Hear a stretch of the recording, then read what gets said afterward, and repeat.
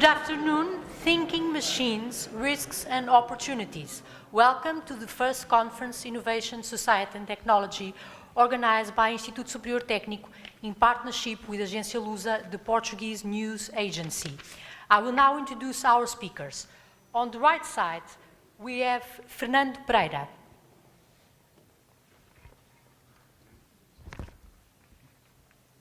He's Vice President and Engineering Fellow at Google, where he leads work on natural language understanding and machine learning. He has a PhD in Artificial Intelligence from the University of Edinburgh and has written on computational linguistics, machine learning, bioinformatics, speech recognition, and logic programming. At his right side is Luís Sarmento, Estonic App CTO, where he leads the engineering team. Luís Sarmento holds a PhD in informatics from the University of Oporto. He has more than 15 years of experience leading research teams both in the academia and industrial settings, as in companies as Portugal Telecom, Sapo, and Amazon. Sarmento has also been very engaged with the entrepreneurial community in Portugal by acting as a mentor, advisor, and consultant to several startups. At his right is André Martins. André Martins is a senior researcher at Unbabel. He leads the research teams at Unbabel X after having gone through Primeira, Google, and IST. He has a PhD from Carnegie Mellon University and IST in electrical and computer engineering. At my right side is Arlindo Oliveira. Arlindo Oliveira is president of IST. He also is professor of the Department of Computer Science and Engineering, and he obtained a PhD from UC Berkeley and has worked in algorithms, machine learning, bioinformatics, and computer architectures. He's also the author of the book, The Digital Minds, edited by MIT Press. On his left side is Mário Figueiredo, a professor at IST and researcher at the Telecommunication Institute, and has been included in Thomson Reuters Highly-Cited Researchers since 2014, and has received several awards for the work he has developed throughout his career. He obtained a PhD from Técnico in electrical and computer engineering. At his left side, José Santos Vitor is president of the System and Robotics Institute of IST. He works in the areas of computer vision and robot interaction. José Santos Vitor holds a PhD in electrical and computer engineering from IST and also from the University of Geneva. So the first question I would like to ask to the members of the panel, or the first questions I would like to ask are, what are the benefits and risks of artificial intelligence and machine learning? What could be the economic benefits? Are jobs at risk, or, on the contrary, will new opportunities be created by developing these smart machines? And also, will machines think autonomously and have free will sometimes in the future? And I would like to start with Professor Fernando Pereira. Well, those too many questions in one go. So the way I like to think about this is think back to our lives before there were, say, web search engines. And if you needed to get a piece of information, you had to go to the library. The librarian would have to translate your information need into some gobbledygook, some complex input to some system, and maybe they will come back with 2 or 3 documents for you if you were lucky. Now think about your current experience. What you see in a system like a search engine is a form of applied artificial intelligence applied to making our intellectual powers much greater than they were before.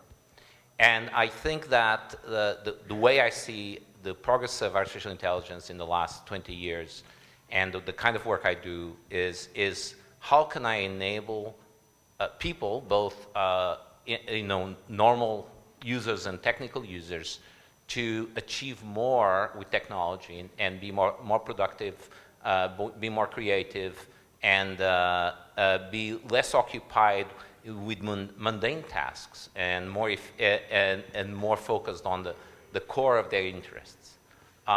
Whether you can find how to fix a particular piece of equipment on YouTube, or through a social network, maintain contact with your friends, and the ranking, and again, the ranking of your stream is something that depends on various AI algorithms. All of these things have been enabled by what I think is the real form of AI, which is making machines smarter at interacting with us, at being more helpful for us.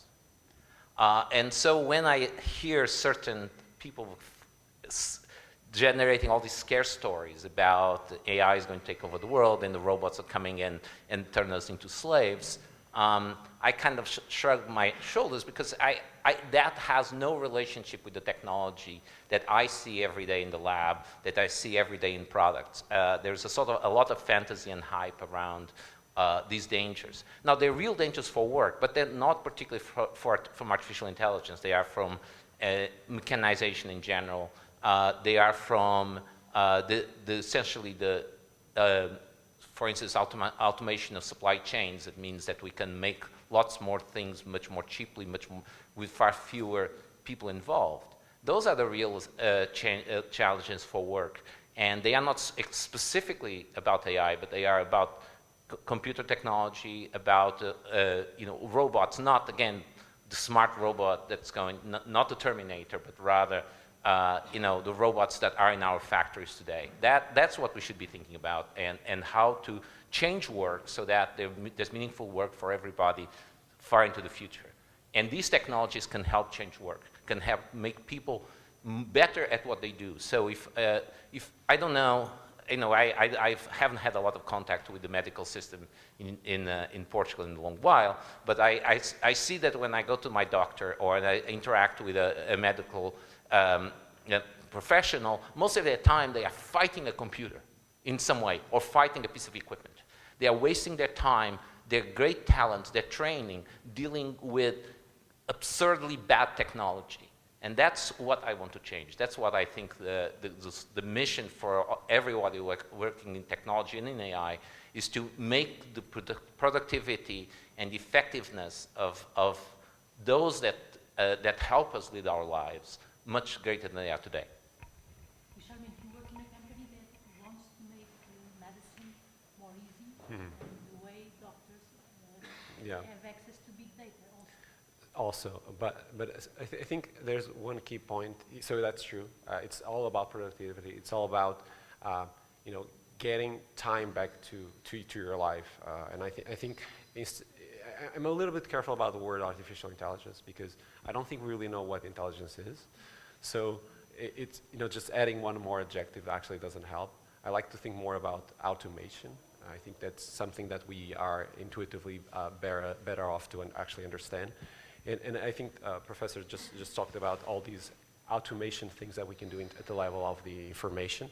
And that's what, in the end, we care about, because life has limited time. So if we spend less time doing some things, we have more time to do other things. And artificial intelligence in that way is just like one more step in this chain of automation that we've been trying to achieve for many centuries. Maybe we could also talk about maybe artificial muscles, like a car, like a machine that's an artificial muscle. So we kind of been trying to do this for many, many years, with always the goal to spend less time doing things that we have to do because we have to, we get food, we have to understand things in the world, we have to learn. So if we can compress all that time using automation, either artificial intelligence or artificial muscles, that's a great thing. And I think that should be the focus of our work, is get more time back to people. Do you agree? Well, I agree with these two opinions. I think it's basically there's a big opportunity for companies and startups in combining artificial intelligence and humans. So this is also part of what I do at Unbevel. I like having a crowd of humans post-editing the output of machine translation. And I think the same idea also applies to many other areas of business, like in healthcare, finance, legal. There's a lot of opportunities to alleviate humans from tedious work, and automate more and more and let machines do all the hard work for us.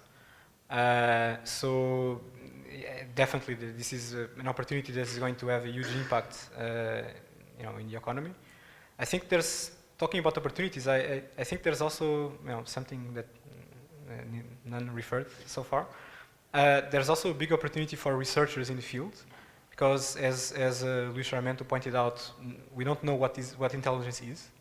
There's no rigorous mathematical definition of intelligence. We have information theory, computation theory, but there's no intelligence theory.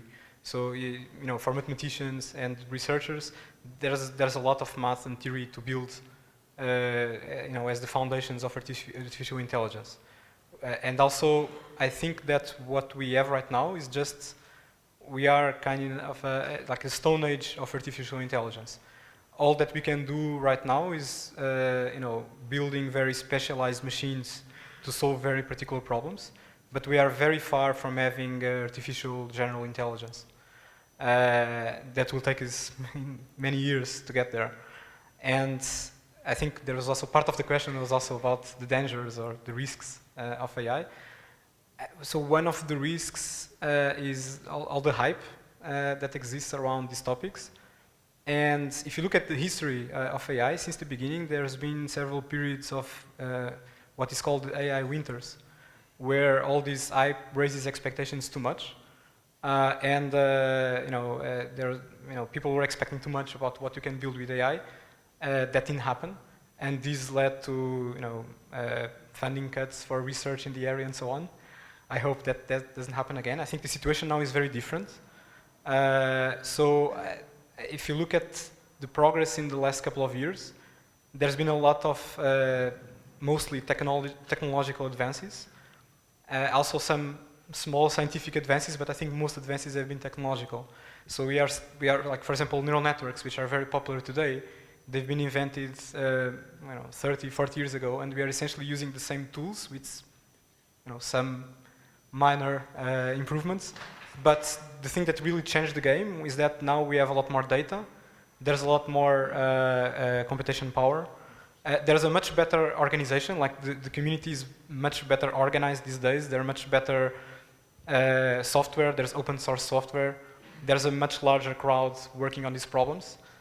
And so it's not really comparable, the situation now, than it was 40 years ago. So maybe we are free from those AI winters, but I think it's still important to take that into account.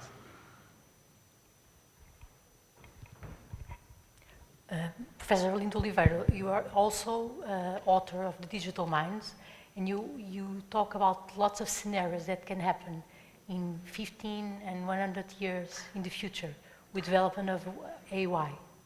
Do you agree? There's no problem, there's no fear?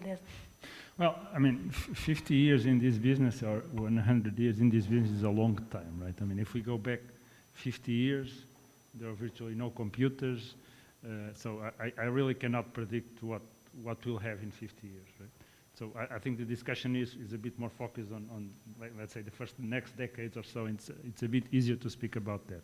And I wanted to add a slightly different view here, is that, I mean, we are really talking not only about AI, but about algorithms and the application of algorithms in the automation process, right? For instance, when you, in Google Maps, you go from here to there, that is not really an AI algorithm. It's just a standard graph search algorithm that has been known for many years. When in the beginning in the search engines you put the keywords and just return the documents, that's also really not AI, it's just an index, sort of a dictionary of pages. But then you start adding things on top of that. So you start adding ranking algorithms that choose the best pages for you, and then you start adding things that choose the pages that are more likely to be correct, to be in line with your interests. So you start putting layers, and the thing starts becoming intelligent, right? In the beginning, it's just very mechanical stuff, and then it starts becoming intelligent. And with this, we can solve many particular problems. We can find information in the internet. We can, by now, understand somewhat articles and even write articles and books. You certainly can go from one place to another place, and soon we'll have cars that take you there. And all of these are specialized algorithms. As they said, we are very far from putting all of this together in a general AI system that has that creates the sort of risk that we are discussing here. But then again, this is like in 5 years, right, or in 10 years. 50 years is a long time, so I have no idea.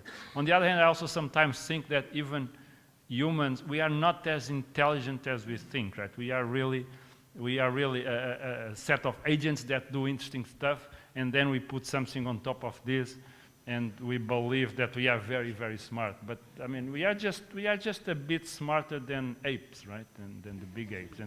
And so in the end, it may be that, although we don't know what intelligence is, in the end, when you put lots of these smart things together, something may come up. And there is a movie, what's it called? That one where they release a new operating system for the iPhone, for the smartphone.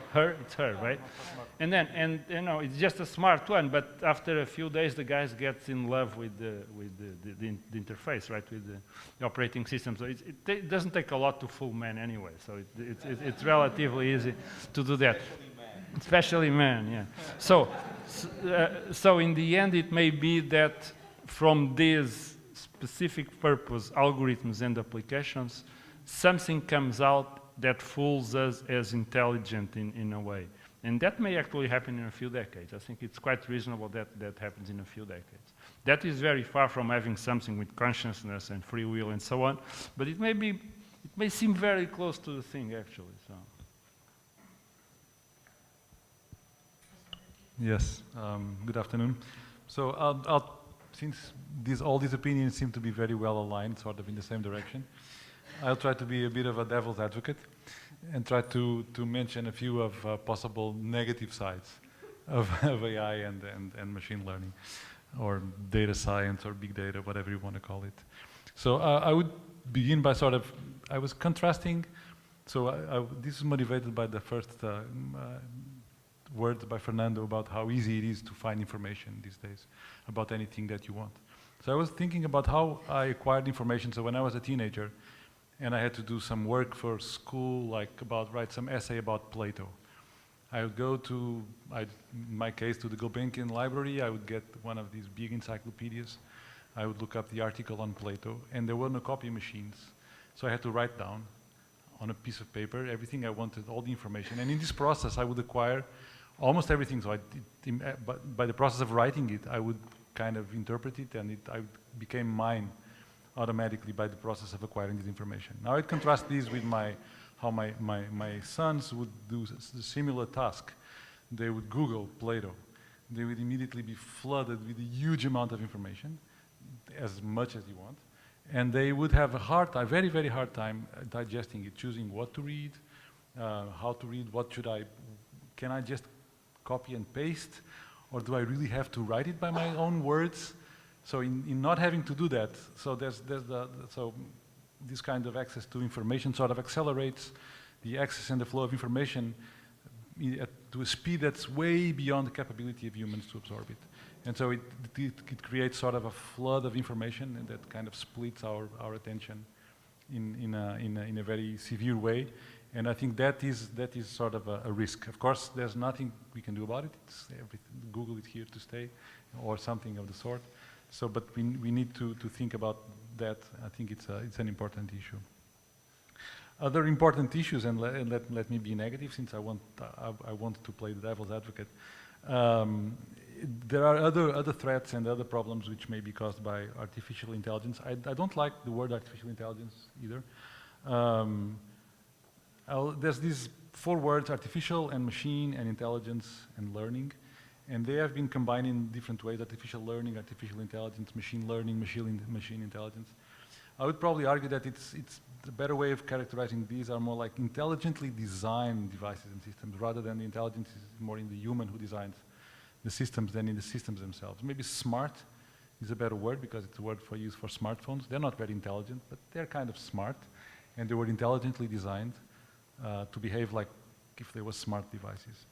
And with all that, so there are the threats that I would like to point out that people should have in mind in this world of big data and ubiquitous data acquisition. And if I open my phone, Google knows exactly where I was 2 hours ago, and why, and where I went from where to where at what time, and what I bought and what I Googled, and he knows everything. and where I'm going next, probably. He knows I'm going home in about, I don't know, half an hour or something. So privacy is a big issue. I think it should be stressed that privacy is a big issue associated with this, and people should have it in mind. And the other one is possible threats to democracy. So the fact that there are companies that have a lot of information about every one of us, it allows you to do these micro-targeted political campaigns like they do for products. When you open your, say, Facebook or whatever, the system knows that you've been searching for a new pair of shoes, that it will show you shoes. So you can do the same to kind of force or push you to vote in a certain direction by knowing exactly what are your tastes and who are your friends, what kind of posts you usually read, what you share. So it's kind of, I think it's a threat. I think it's of course unavoidable that these things are out there, but we need to keep them in mind and know that they exist. And finally, I'll just mention another one, not to take too long, is AI systems or machine learning or whatever you want to call it, are being increasingly used in financial markets to do financial investment decisions. And the systems become so complicated that most people are not exactly sure what the system is doing, and that is a potential source of instabilities and of ways of possible paths of evolution of financial markets that are not necessarily in a direction that would make the world a better place. So another one which I don't want to talk about, but I think we should probably mention or touch upon later on, is the problem of unemployment caused by the automation. But I don't want to go into that one right now.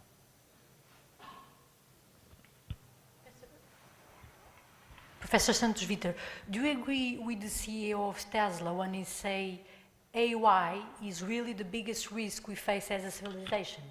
And also Bill Gates and Stephen Hawking calling out the potential threat from machines that can think for themselves.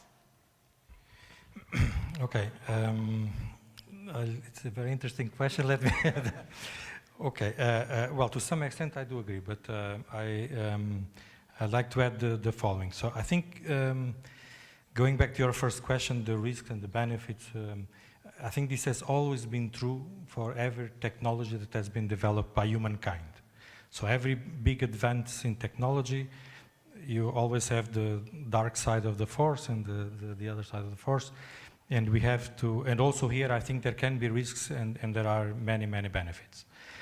I'd like to be a little bit more concrete, and I'll bring also into play the issue of robotics. I come from an Institute of Systems and Robotics. I'd like to add this embodied, it's not an AI system, a software system, but also something with a physical body that can interact with us and be close to us and touch us, and in a way that it can be perceived as almost like a human, because we tend to project our own personality traits in objects that are around us, and the more they look like us, the more we do this projection. So if I'm allowed to shift this a bit also in the way of robotics, people have said already that many of these technologies have started long time ago. Now there's this hype, and robots have been around for many, many decades. They've been working a lot for humans. Originally they were conceived to release humans from boring tasks. That was the origin of the word robot. It means work in Czech language. It was designed just to release humans from tedious or dangerous tasks. I think what we are facing now is that, so these two populations in the planet have lived in separate dimensions. So robots on one side and humans on the other side. This has been happening for a long time. And now what is becoming different is that we will have to coexist in certain spaces. And suddenly I look to my right-hand side, and there may be a robot next to me, and then I get surprised, and then I need to understand this being, and then probably the robot is also as surprised as I am to see what kind of robot is this model, and then we have to understand each other. And this, I think, is posing a number of new challenges. Let's call these social robots, or robots that interact with humans in a variety of domains. I think this will also, so I don't think there will be massive dangers from these kind of technology. I think there are many, many opportunities there in research, but also for companies, for markets. For example, so one problem we have in Portugal or in Lisbon, but also all over Europe, in Asia, for example, North America, is the issue of aging population. So as technology has afforded humans to have better health systems, better food, better, so the life expectancy is increasing and we are becoming older and older. And Lisbon, for example, I learned this recently, is European capital with the largest percentage of old people, Lisbon city, people above 65. And the problem is that many of these people, we don't have enough younger people to take care of these older people. And they will need more assistance. So technology, maybe robots, maybe subsystems, they can play a role there. And they will help us and not really pose, let's say, threats or big risks to our society.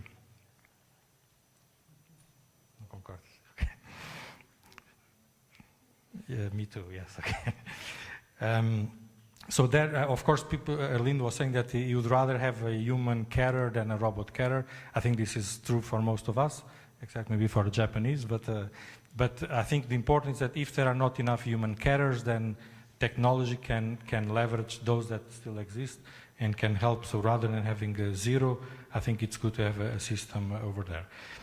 So in terms of, so Mario was touching, so I have two concerns. I think there are risks. So one has to do with, so if I have robots that can look at us, understand what we're doing, collect information over time, they can build a profile of our, let's say, personality, what we do every day. They will collect more and more information about each one of us if we share parts of our lives together. So there comes the point of privacy, and of course these robots can talk to other robots, they can talk to Google, and then my own personality and traits will be available everywhere. So this, I think, is a little bit of a risk that we have to face. Mario touched upon the issue of privacy, which I think is very important. And yesterday, I think I was listening to Bernie Sanders, the former US candidate for the presidency. He was talking about this big danger of the neutrality of the internet. Net neutrality. And this issue that every one of us, one of our rights, is to have access of information in a balanced way, and information that is not always colored maybe by some recommendation system, by some marketing system, because of course if we don't have access, let's say, to balance or neutral data, then of course our decisions will be influenced by the information that we are allowed to check. So this, I think, is important to look carefully. And then as the job market, as in all other cases, I mean, some jobs will probably disappear. New jobs for sure will appear. Then I think it's also a problem for the economy, so we need to see how to organize the society and work in the economy. And maybe the taxes that we apply to work and capital, they have to be rethought. Bill Gates talked about charging taxes to the robots, maybe a way. So, but it's a different problem. We need to find out how to distribute the wealth amongst the society if these machines and AI and algorithms are helping us to be more productive and richer. So for the moment, maybe I'll stop here. So the AI, the machine learning, also the robotics will reshape all the world economy. There's a study that was shown in Davos that robots may cause 5 million jobs to disappear in the top 15 countries leading the world markets until 2020. But they also can create jobs. Fernando Pereira, how can we use robotics and AI to create jobs? I don't know about robotics myself, but I think that the discussion of creating jobs often is seen in a very simplistic and short-sighted way. I mean, that most of the jobs that we have today, in fact, I would bet the jobs that everybody here has didn't exist 50 years ago. Not in the form they are today by any means. Could we have anticipated that? Could I know? Absolutely not. I certainly did not. When I used to walk the halls here as a student, I had no idea that I would be doing what I'm doing today. And I think we have to think this in a more creative way, which is more, how can we enable people to work and to be productive and do things for others more effectively? Because after all our jobs, directly, indirectly, are about doing things for others. Either teaching or treating someone or creating technology that people will use. So there are many of the things that we're not doing for each other. We talked about the old age problem, that is a really serious problem. How can we enable older people to be taken care of in the ways that they deserve by combinations of technology and human personal care? How can we make things that are routine efficient so that people can go more attended to? So the question of these scare things about automation was going to get rid of jobs. Automation has been getting rid of jobs, and in fact technology has been getting rid of jobs all along since the Industrial Revolution.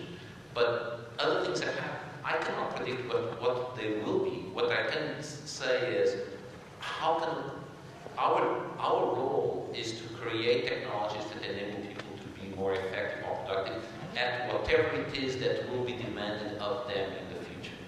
And one of the things that I think is most critical there is, and there's this phrase that is often used in the discussions of free speech in the United States, which is the answer to bad speech is more speech.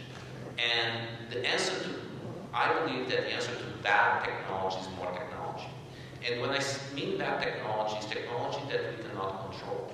A lot of the problems that were brought up, the devil's advocate perspective, are because we've been creating technologies for the last 50 years that are only controllable by a small set, a priesthood of experts who can make their decisions on our behalf about what information to keep, what to do, how to respond to various interfaces, how to make it possible or impossible for us to control their behavior. I think the mission of AI has to be, or one of the very important mission, is to make these machines much more controllable, much more transparent. Speak to us like we are people. Right now, so there was the point about, location tracking in a smartphone. Now, I know how to turn it off. I could turn it off if I wanted to. But the point is, most people don't. In fact, if I get a new one, I probably won't know either. I cannot just tell my phone, hey, from now on, don't follow me. Don't track my location. How hard could that be? But no smartphone I know can do that. And then later on I say, oh, by the way, I'm going on this trip and I need you to track my location because I need to have navigation help. I can have that conversation. Can I have that conversation on my phone? No, I cannot. And all the systems that we are creating today are basically solipsistic. They do their thing, and we have very little control over them. And I think it's most important that we focus our work in AI and user interfaces on making the systems responsive to humans in human terms. So that's my answer to the scare story.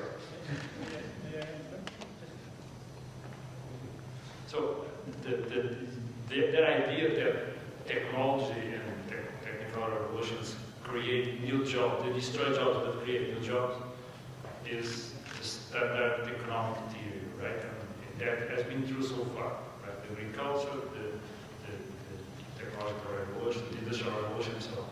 So, and it may well be true in the future. So I agree that it may well be true. I am, however, not entirely sure. I mean, there is no proof of that. There is no theory that says that every technological evolution will create new and more advanced jobs. Right?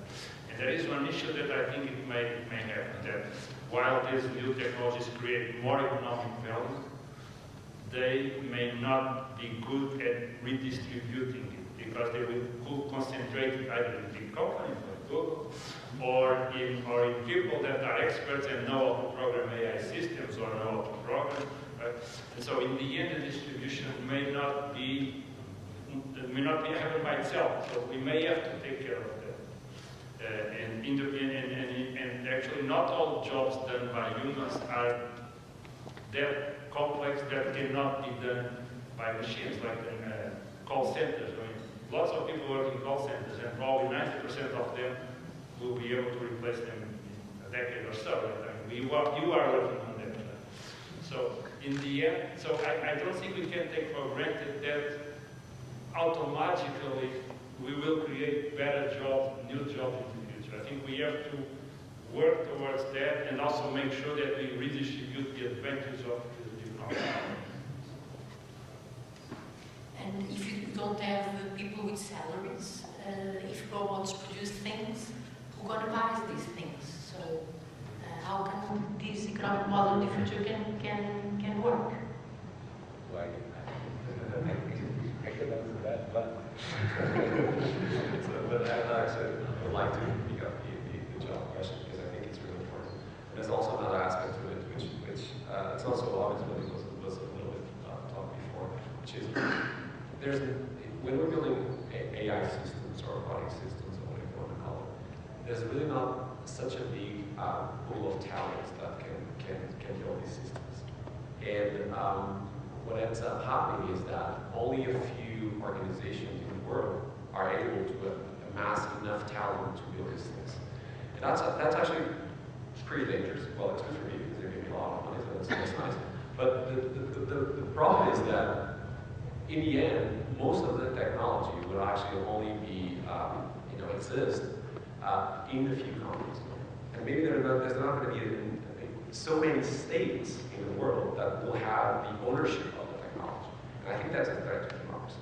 I think that's something that we should be talking about way more than whether we're going to have a Terminator style of robot killing us all. What's probably going to happen is that there's going to be maybe 20, 50 organizations in the world that will have enough knowledge to keep building this technology, keep developing this technology. And if this technology is in fact a huge advantage in terms of economy, then economy will shift.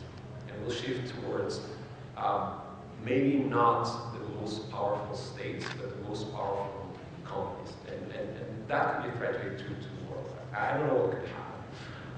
So that's one of the aspects about the jobs which I think is important, is that this technology does in fact shift the job market significantly, and it creates severe imbalances. Another thing which I think is also a threat, and I'm wearing my devil's advocate, right? Is that, and I think we've seen this in different technologies, especially if we think about the, let's say, artificial muscle. The artificial muscle in engines and electric engines, they require energy, and they require a lot of energy. And when we're talking about humans and human intelligence, we're actually pretty energy efficient. We're very energy efficient. Our brain basically just burns 20 watts, which is smaller than any light bulb that we have.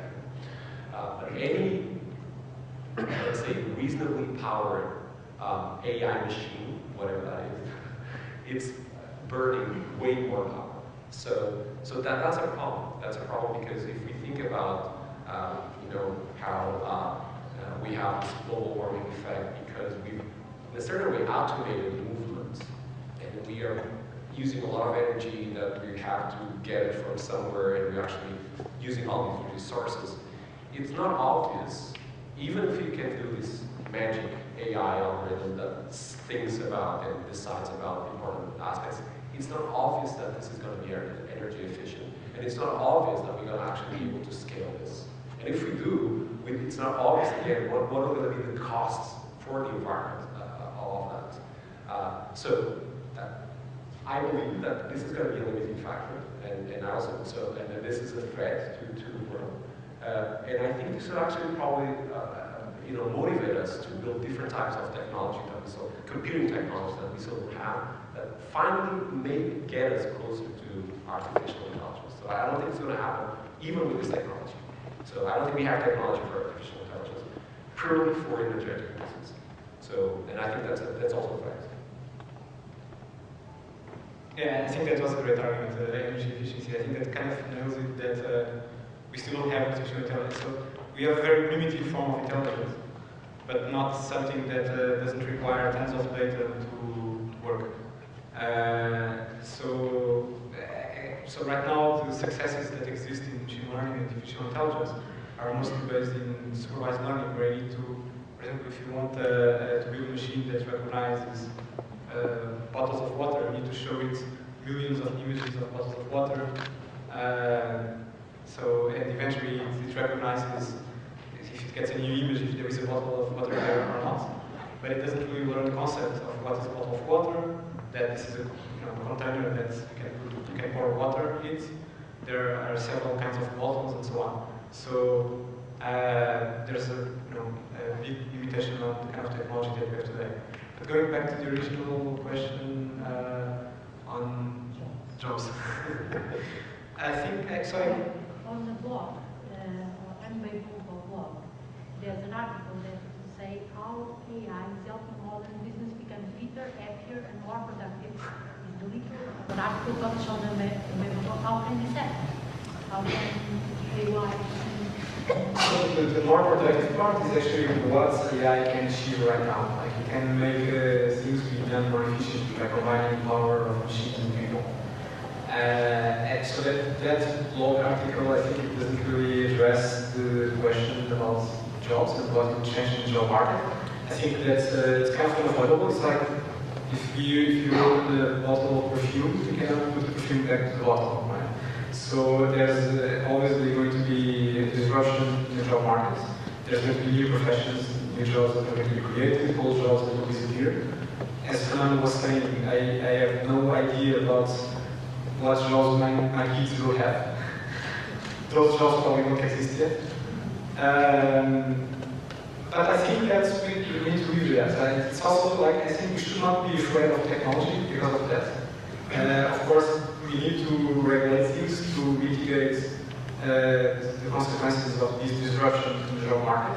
But that should not be confused with a reason to be afraid of technology. We have done that in the past multiple times. In the Industrial Revolution, before that, there's been many moments in the the evolution of humankind where we have gone through disruptions like that. So I kind of evaded your question, but it's what I think. Professor, you write that the future of humans belong to intelligent machines with digital minds. The hypothesis of a future in which intelligent machines may find better to dispense humanity for the good of the planet is admitted as a subject of reflection in your book, in Digital Mind. Why do you write it? I wrote that, really? Well, I'll just say that we should think about that.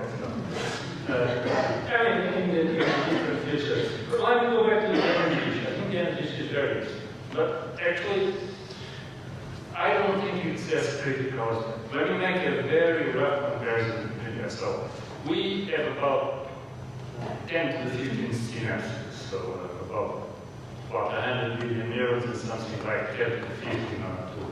So that will be quadrillion synapses. Right?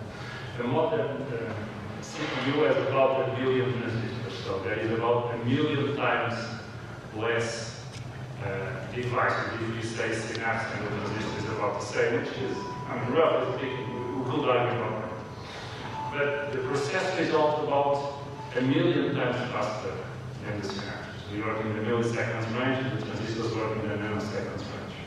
So, if you somehow magically get the right software to run on a processor, it's admissible that the processor could have about the same power as the human brain.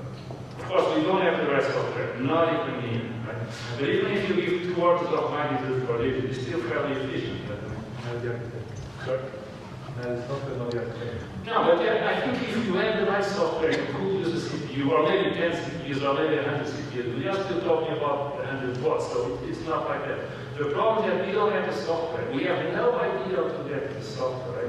No idea at all, not even close. So the energy is just a problem because we are trying to mimic human intelligence, at least human perception, some part of human perception, with a usually inefficient algorithm in particular. deep learning and all that sort of stuff. But even in a deep learning training system, once you have it trained, it's not as expensive as that. But I mean, you can encode very efficient. So it's an interesting question, but I don't think it will be a limitation in the end. I think the strong limitation is that we have no idea how to write the software that makes the system behave intelligently. As for that, I don't remember everything in that, so I will look it up. So yes, concerning that, I would say that having read that Windows book, there is this vision of the future where the only mind around are artificial mind.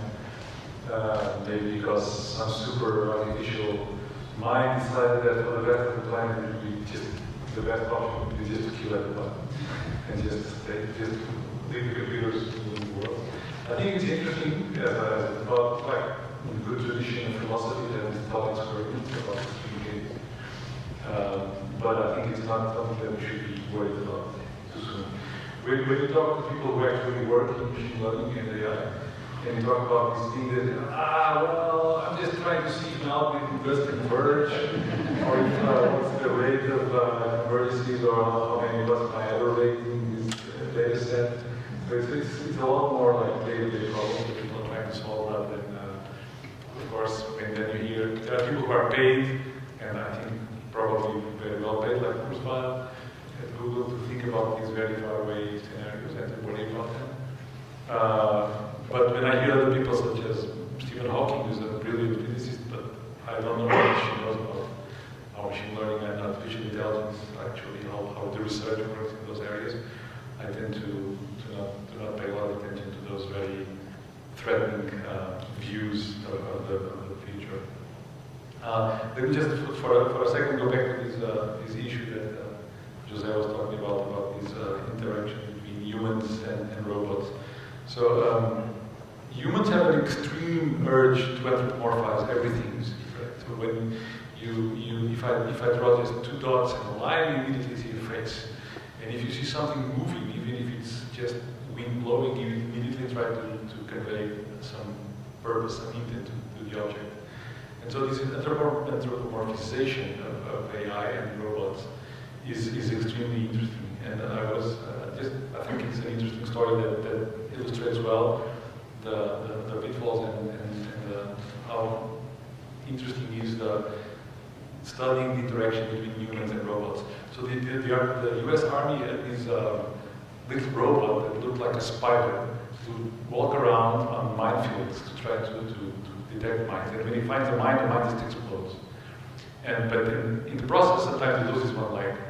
And it will just keep going with whatever legs he has left while it can still crawl. And then he finds another mine, and the other leg will blow, and it will keep going with more difficulty. And there were lots of people in the army, even people in high ranks, that said, we don't want this. This is too painful to watch. It's like, they thought it was like an animal being hurt. And so while we project this biological intent, it's very deeply embedded in our brain that anything that moves and does whatever is a living being. And so to be able to interact with robots, this is a very, very crucial aspect to deal with this, with us. So intelligent machines, maybe the machines are not very intelligent. They don't need to be very intelligent at all for us to see them as being intelligent. So the title of this session, what is it called, Intelligent Machine, question mark. I'd say maybe not yet. Okay. I almost forgot what the first question was, but so I'll keep on deviating then again. So going back to robots, I find it interesting one aspect, and I try to, let's say, to defend robots when I'm in this kind of discussions, because robots tend very often to attract the attention of people as a threat, because of these kind of terminators. They will kill the human species, and so they get this very strong feeling of people as such, and not, for example, when computers are not perceived as dangerous as robots. I think because of this physical dimension. That's why I try to defend robots here and there. I also think that robots, concerning this idea of understanding intelligence and how does human brain work, what is it to be intelligent, what is it that makes us humans as opposed to other moving devices or God-made beings or engineer-made beings or God-made beings. I think robots can help us understand this human dimension of us humans. And when we've been working about this interaction and understanding each other, humans and robots, humans and humans, robots and robots, and we work very often with people from neuroscience and explore the brain with a variety of tools, from cutting the brain to doing computational models. People from psychology do experiments with children, for example. They cannot cut their brains because mothers would not allow that and fathers would not allow that. But they study their behavior and so on. And then we try to use robots to understand a bit what's happening inside the human brain. And a lot is still not known. In fact, in a recent discussion I had with people from neuroscience, people from arts, people from psychology, people from engineering, at some point we asked the neuroscientists, how much do you think we know about the human brain? So give us a number. Say 10%, 20%, in terms of intelligence, cognition, and so on. And I think he said something around 5 to 10%. That was his. So there's a lot that is still, that we still don't understand. But I think robots can help us in finding a little bit more. What Mario mentioned about we projecting a lot of our expectations in these machines, I think it has a lot to do with the structure in the human brain, there are these neurons that are called mirror neurons, and basically there are neurons that are in the motor part of the brain, so they control our bodies at some point. And what is interesting was that in experiments people found out that when I'm not doing any actions, I'm not moving, so my motor part of the brain should be still. And yet if I'm observing similar actions performed by others, other humans or monkeys in the case of the experiment, my motor neurons start firing, even if I'm still. I'm not moving, and yet the motor part of my brain is moving. And the hypothesis that has been put forward, that has been tested in a number of ways, is that our motor part of the brain is trying to decode the actions that is observing by others. So it means that our body and the way our motor repertoire functions is in fact the code book that we use to decode the actions of other humans. It's like the user's guide to understand the actions of other humans who share similar bodies with me. So I think this idea of having the robots interacting with people will really help a lot, understanding how much information we exchange without actually speaking. We don't know enough about this. And in the end, I think we will be able to design robots that will understand us a little bit better. I think we're still very far from general, real intelligent robots, and we will understand and accept those robots a little bit better. So in terms of job creation, I forgot the original question, but I saw in this study that, of course, there will be new jobs, and I saw the list of jobs that would be under pressure or threatened. And one job that apparently is not at risk, that we may all look at as an opportunity for the future, is priests. Apparently this is a profession that will be very resilient and stay there for a long, long time. Look, can I just add a little bit briefly? I read a few weeks ago, I don't remember exactly where, about the even better than priests, because when you go to a priest, if you're a Catholic or whatever, and you talk to a priest to confess your deepest thoughts and sins. No, it's not that. Google now plays the role of confession.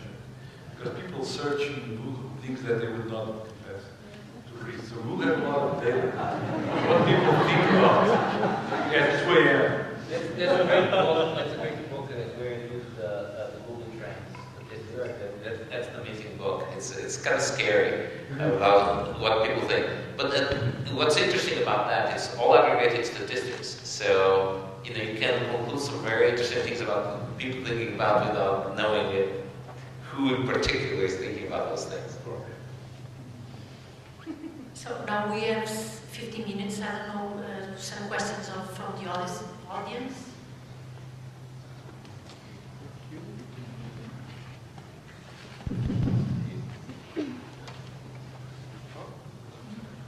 Terrific. Right. Do you think that there is also a security threat? I mean, AI is getting so good in this type of perceptual tasks, you know, dealing with speech, with image processing. They are getting so good. Are we close to being able to have digital twins of humans? I mean, in my field, in speech processing, it's getting scary because we can fool machines that do speaker verification with very good synthesis devices. So now we are working on the opposite, which how to do anti-spoofing stuff, because we know that machines can fool humans. They can pretend to be humans. So is there also a security threat? Geminis and all that stuff that people talk about? Well, one of the problems that you alluded to is the fact actually that our algorithms for detecting, for doing any kind of classification tasks is actually they're not that good, and they can be attacked with adversarial examples very easily, and actually that speaks for a very deep,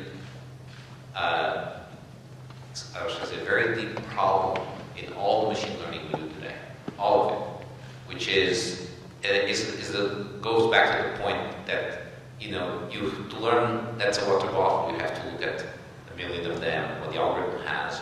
If I had never seen one of these bottles of water and someone told me, oh, that's a bottle of water, I would be able to recognize bottles of water immediately for good. And I think that's part of the reason why these algorithms are so easy to defeat. That they only learn incidentals, they don't have an explanation. The reason I know that's a bottle of water, because you told me it's a bottle of water, I say, oh, it's a container that contains water. It has to be of a certain shape and have certain functionality for it to work as a bottle of water, right?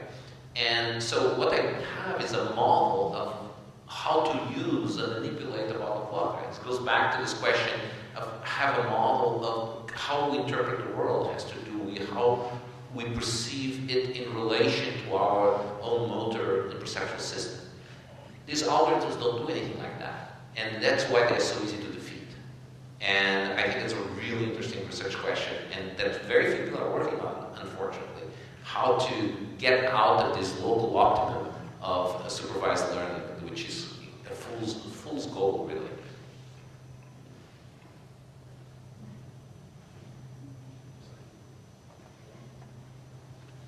First, thanks to the Technical and Lusa for this excellent panel here. A special word to Professor Primeira, because I've worked on the last 30 years in AI and I started just with natural language with my final graduation, and I used the PhD thesis of Professor Primeira, and I've worked in many other different areas like robotics, computer vision, multi-agent systems, decision support systems, affective computing, and so on. What I would like to say is that I see the relation between the human being and the intelligent systems more like something as scalable intelligence. When a system gives some solution, some recommendation to me, I can use it or not. But what I would like to have is something that I use old solution or partial solution, or I don't use it. So for me, it's important that on the side of the intelligent system is able to learn from the user actuation. Because if I change something, I'm saying that I'm changing. I can give you an example. When I go to my home, I enter in my room and the lights turn on, and then I turn off. On the next day, the lights turn on and I turn off. on the third day with the same behavior, I don't understand that this system is an intelligent system. So it's very important for the intelligent system to be able to understand what we are expressing when we don't accept something from the suggestion for us. Thank you. Any more questions? Thank you.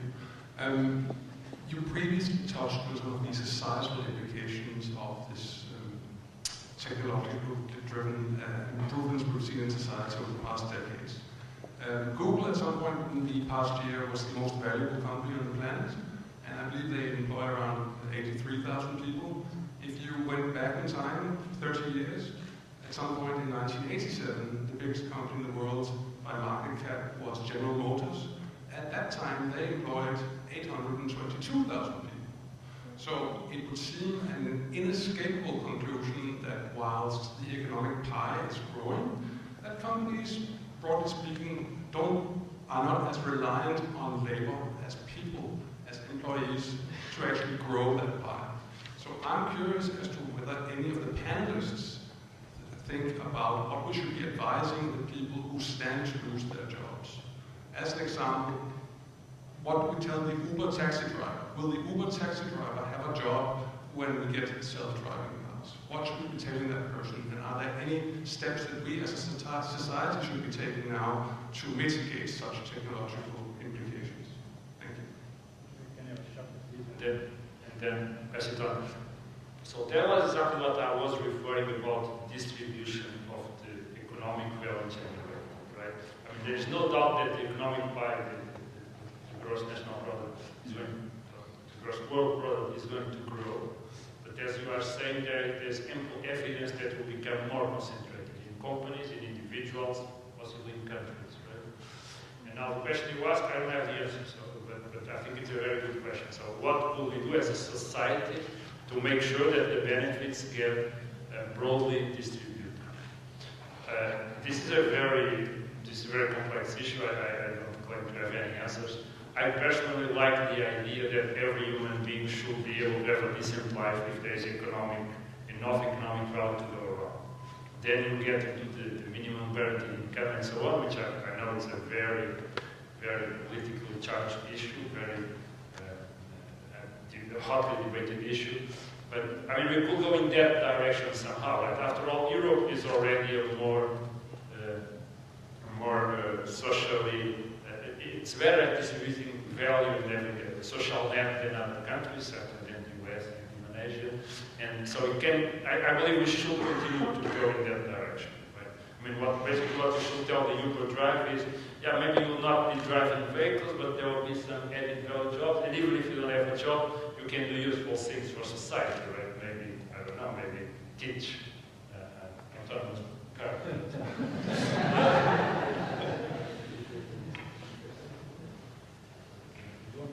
I have a comment. There's a comment that I think that particular statistic that about the 800,000 rates of 83,000 is a very misleading statistic because GM was a vertically integrated company which did everything from soup to nuts, whereas Google is very specialized.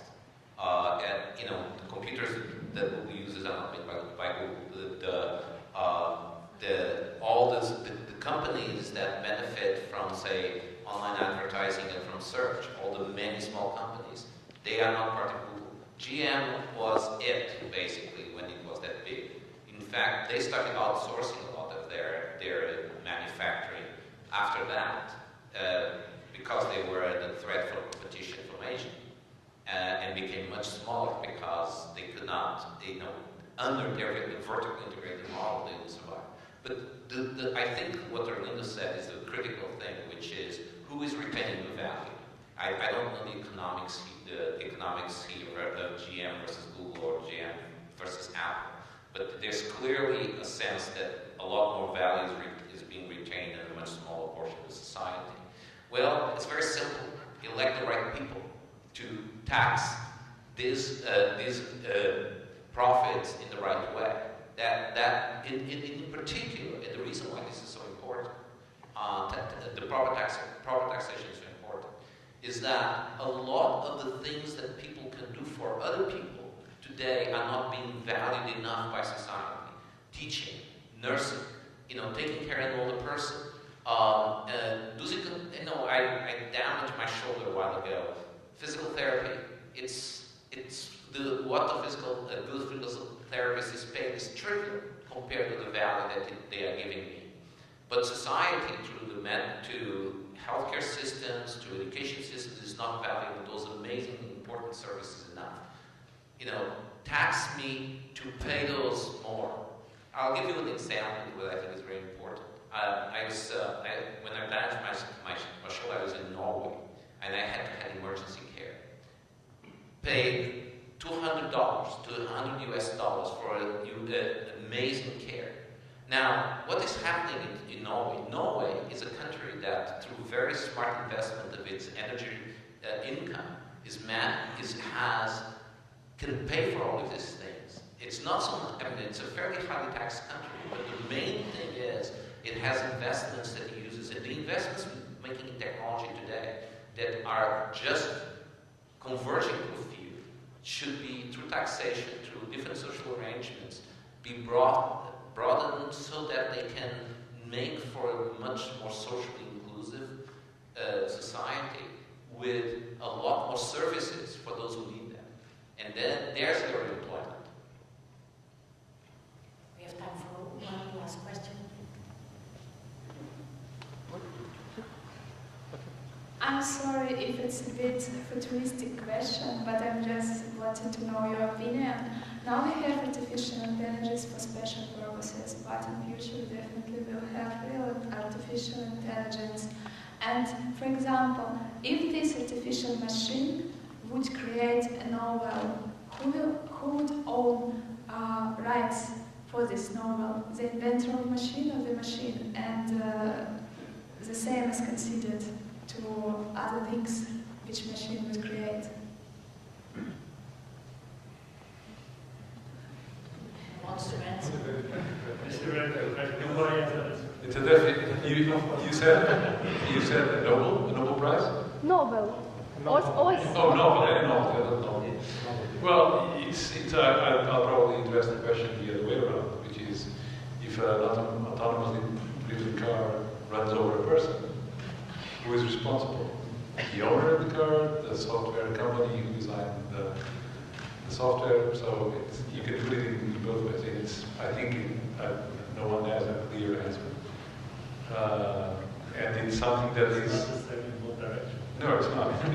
It's not. Of course, if it's a novel, something creative that actually is worth some value, like money, everybody will want to own it, of course. If it's a responsibility for something bad, no one will want to own it. But it's because it's just putting a minus sign and saying line of reasoning.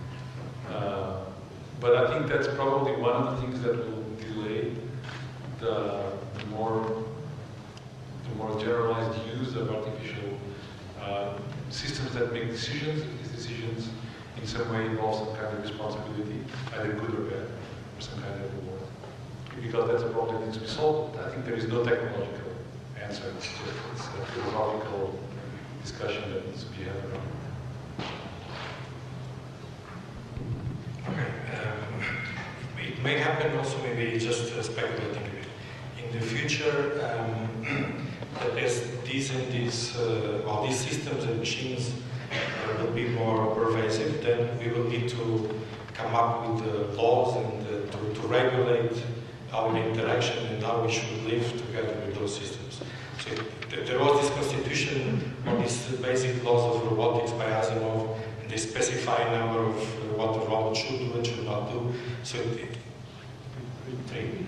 How much is it? Number, which is three. Three is still a number. We agree. Okay. So we may have to extend these laws.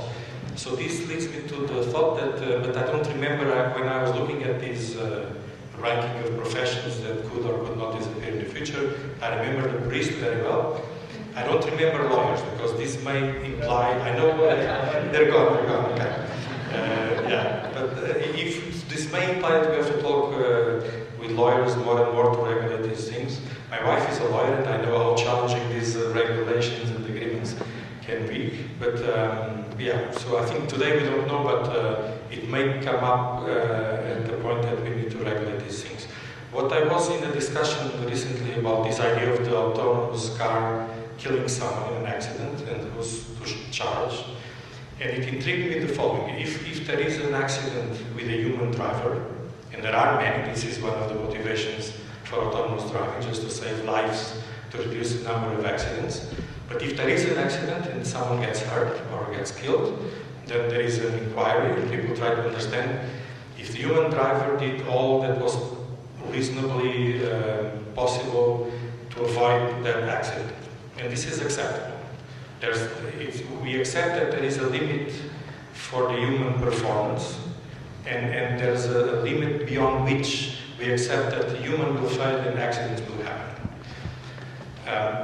It's interesting that we are not ready to take the same stake with an artificial system, because we want to audit the code and the algorithm and try to find out exactly if there is a line of code maybe that tells us that if I should kill the person on the left or the person on the right. So humans are ready to accept human-like error and vagueness, uncertainty, but we are not as prepared to accept the same kind of imperfection from machines, and maybe we should get ready for that as well.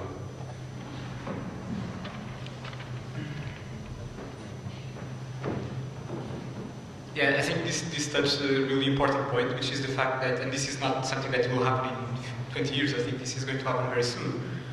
So there's more decisions that are taken by machines, and the kind of modern AI systems that take those decisions, they are not interpretable. You cannot understand the rationale that led to those decisions. So I think society as a whole needs to be ready. I mean, there's always the regulations that are important and need to exist and so on, but it's not the same thing as it happened with humans. So you cannot establish these causality relations between what was the line of codes and what really happened. This is why I think it's really important to work on these problems. But I think that in the meantime, while we don't have a solution for this, this is a societal problem that you need to find a solution for. So I think another related question is, so if a machine actually wrote a novel, I think the question is, would we actually buy it and read it and like it? And the reason why is that if we think a little bit about it, a lot of the content that we are actually now, listening to, for example, a lot of the pop music is algorithmic. You could actually code a machine to quite easily write a lot of the music that we listen on the radio right now. And I think that tells a lot more about us than about a machine. And I think it's a good question to just understand, like, are we already used to, working with some sort of automatic systems that build things for us, and we actually like it? That's around novel would be an example, right? One last question.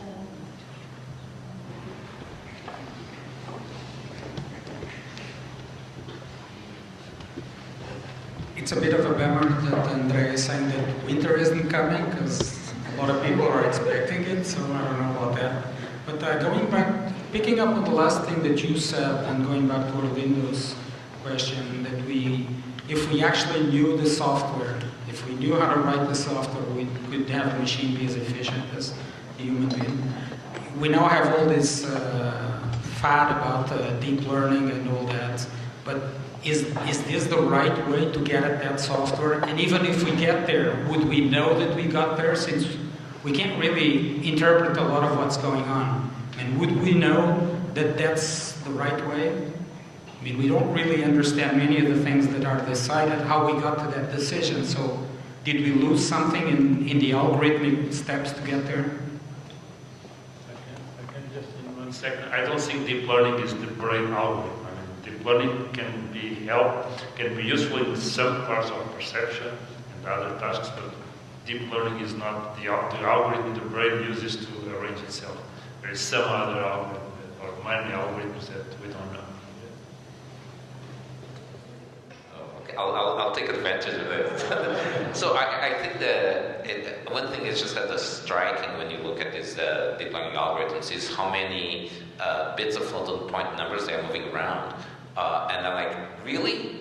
You need all that precision to do any thinking? It just doesn't seem right? And in fact, the sort of it's a question of information density here. How many bits of fact? Because as far as we know, for neurons to do a lot of pulse coding is a much more efficient coding of a scalar, and of course much less, with much less precision. But for the purposes at hand, it doesn't really matter because you're doing redundant computation anyway. So my suspicion is that the design, both of the learning algorithms and the overall architecture, that is going to be energy efficient and also smarter, is going to be completely different, and maybe also require somewhat new hardware. I'm not going to take advantage. Okay, yeah, I completely agree with what Fernando said. I think that of course, neural networks are not the final answer. Again, we are still in the stone age of artificial intelligence. This is the best that we have so far. I think they kind of, compared to previous systems, they went a step further. Like they are able to learn internal representations that we don't understand at all. I think that part of the reason why, and this kind of closes the circle, so part of the reason why supervised learning is the best that we can do right now is that you don't know what intelligence is, and you always need some kind of human mediation to understand intelligent behavior. And labels are playing that role. Like if you find that a machine recognized a bottle of water, then you say, oh, this machine is really intelligent. But there's a lot of interesting internal representations that you just don't understand. And I think this is all that needs still to be done in AI. Yeah. So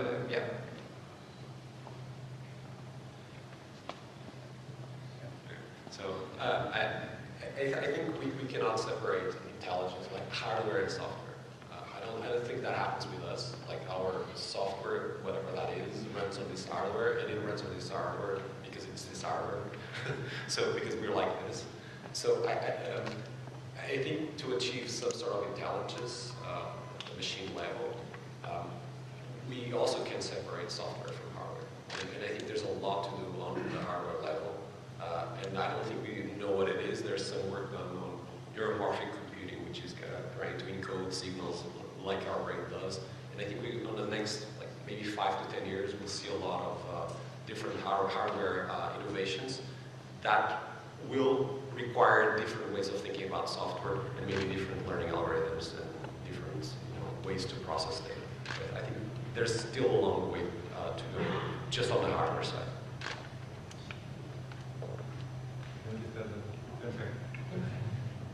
In this direction, it's interesting to know that there are people who are doing neuroscience and artificial neural networks. So using neuroscience tools that are used to study natural neural networks, to study artificial neural networks, because they became so complex that you don't know what's going on in them.